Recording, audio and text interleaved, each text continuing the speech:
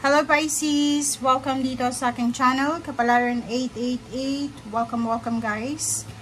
Alamin natin kung anong messages, vibration, gabay energy para sa lahat. Ay general reading, so pwede kang ka-resonate. Tingnan natin kung ano yung energy na posible na para sa'yo.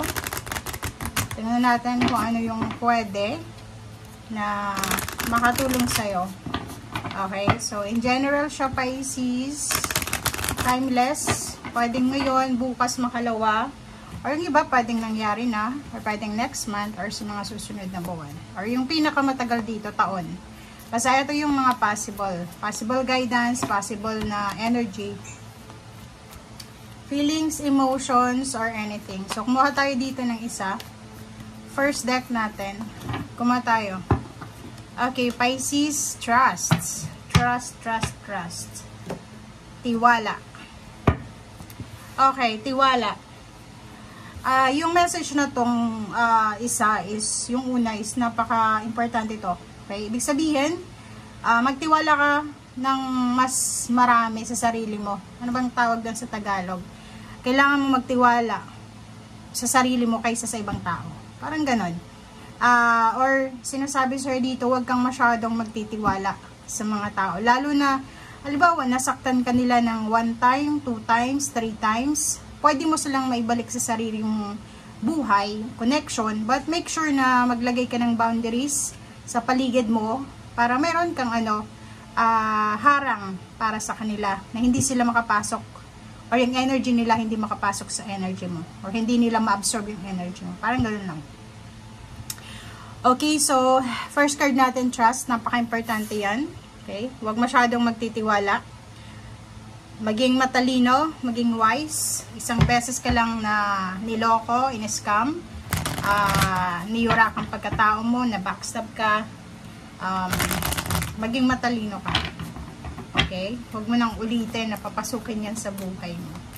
Civil, diba? Professional, pwedeng ganun. But, yung ibalik, yung tiwala, nako. Kasi ganun lalo ngayon, year of the snake. Mag-shed ng skin yung iba, pero snake pa rin. So, yun, Pisces. Yun ang kailangan mong gawin.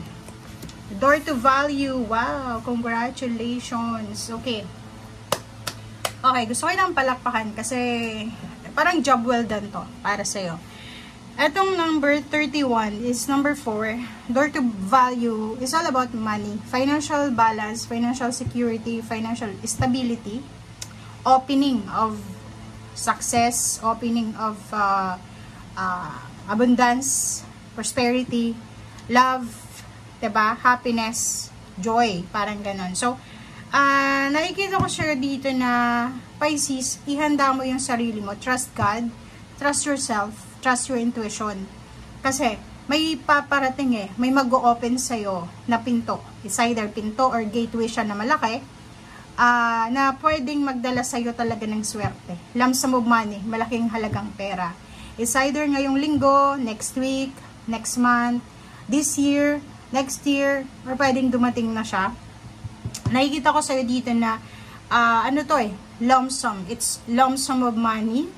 It's parang siya sobrang generous ng universe sa'yo na ibibigay niya yung heart's desires mo. So kung ano man tong nilalaman ng puso mo, ano man itong gusto mong ma-achieve sa buhay, financially, sinasabi ng door to value na keep going. Kung nagtatrabaho ka sa ngayon, nagnenegosyo, ano man tong ginagawa mo, keep going. Kasi the more na maging masipag ka, maging mabuti kang tao, the more na bubuhos yung biyaya sa buhay mo. Okay? Kasi alam mo, parang nakikita natin dito kasi may trust issues ka.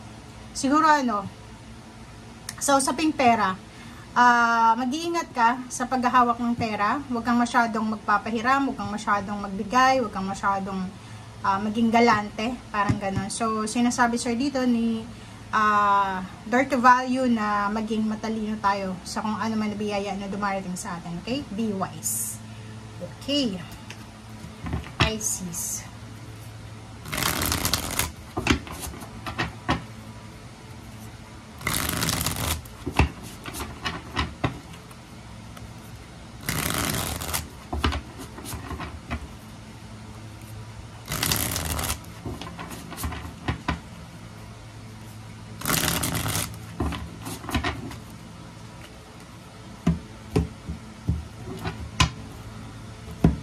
Okay.